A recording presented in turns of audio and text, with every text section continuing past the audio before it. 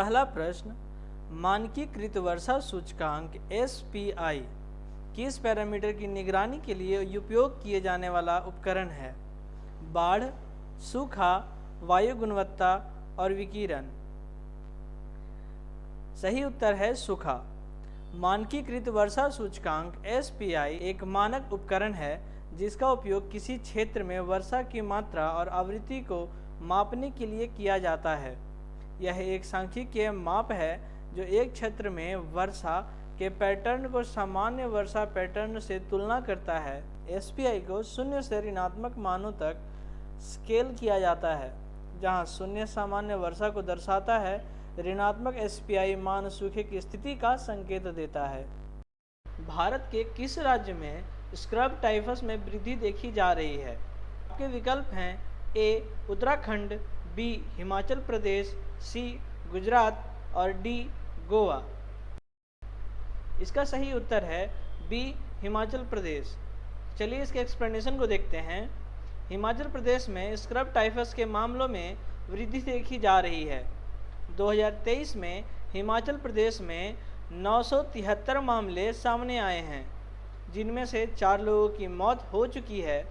Scrub typhus एक गंभीर बीमारी है जो चिगर्स के काटने से फैलती है। चिगर्स आमतौर पर जंगलों, झाड़ियों और घास के मैदानों में पाए जाते हैं। स्क्रब टाइफस के लक्षणों में बुखार, सिर दर्द, मांसपेशियों में दर्द और चक्कते शामिल हैं। अगला प्रश्न है, वैज्ञानिकों ने किस देश में परजीवी मस्तिष्क कीड़ा रेड लंगवर्म के फैलने के बारे में चेतावनी जारी की है? आपके विकल्प हैं A भारत, B चीन, C USA, D इंडोनेशिया। इसका सही उत्तर है USA। चलिए इस एक्सप्लेनेशन को देखते हैं।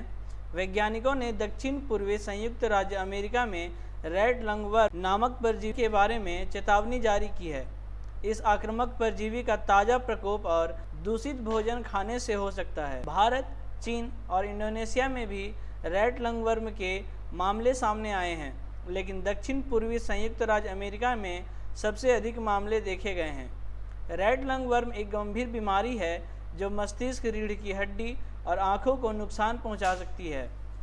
अगला प्रश्न है, किस देश ने आधिकारिक तौर पर अपने परमाणु हथियार की स्थिति को अपने संविधान में शामिल किया है? आपके विकल्प हैं A इजराइल, B संयुक्त अरब अमीरात, C उत्तर कोरिया और D रूस। इसका सही उत्तर है उत्तर कोरिया। तो चलिए इसके एक्सप्लेनेशन को देखते हैं। उत्तर कोरिया ने अपनी परमाणु बल नीति को मजबूती से स्थापित करने के लिए आधिकारिक तौर पर एक संवैधानिक संशोधन की पुष्टि की है।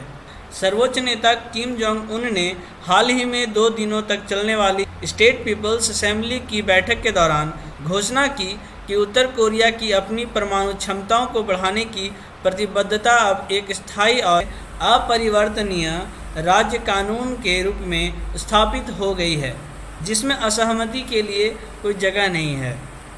बढ़ते हैं अगले प्रश्न की ओर। अंतर्राष्ट्रीय मोबाइल दूरसंचार मानकों को विकसित करने के लिए कौन सी संस्था जिम्मेदार है? आपके विकल्प हैं IFF, B ITU, C UNESCO और D MIT। इसका सही उत्तर है B ITU। तो चलिए इसके एक्सप्लेनेशन को देखते हैं।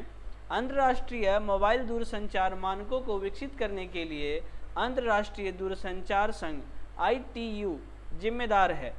ITU एक संयुक्त राष्ट्र निकाय है जो दूरसंचार और सूचना प्रौद्योगिकी के क्षेत्र में मानकों को विकसित करने के लिए जिम्मेदार है। IMT 2030, जिसे 6G के नाम से भी जाना जाता है, ITUR स्टडी ग्रुप 5 की वर्किंग पार्टी 5D द्वारा विकसित किया जा रहा है। अगला प्रश्न है, ग्लोबल इनोवेशन इंडेक्स 2023 में भारत का स्थान क्या है? आपके विकल्प हैं A 60, B 50, C 40 और D 30। इसका सही उत्तर है C 40। तो आइए इसके एक्सप्लेनेशन को देखते हैं। ग्लोबल इनोवेशन इंडेक्स 2023 में भारत का स्थान 40 है। यह 2015 में 81वें स्थान से 2023 में 40वें स्थान तक की उल्लेखनीय वृद्धि को दर्शाता है। विश्व बौद्धिक संपदा संगठन द्वारा हाल ही में ग्लोबल इनोवेशन इंडेक्स 2023 जारी किया गया। यहाँ ग्लोबल इनोवेशन इंडेक्स 2023 के शीर्ष 10 देशों की सूची दी गई है। स्विट्जरलैंड, स्वीडन, संयुक्त राज्य America, Britain, Singapore, Netherlands, Denmark, Germany और फिनलैंड हैं।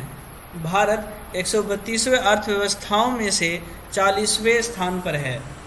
आज के करंट अफेयर के सीरीज में इतना ही। आपके लिए एक प्रश्न है, किस केंद्रीय मंत्रालय ने CRIIO for good module launch किया?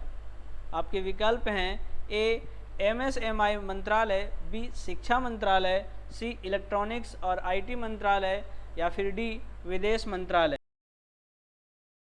इस प्रश्न का सही उत्तर हमें कमेंट्स में लिखकर बताएं।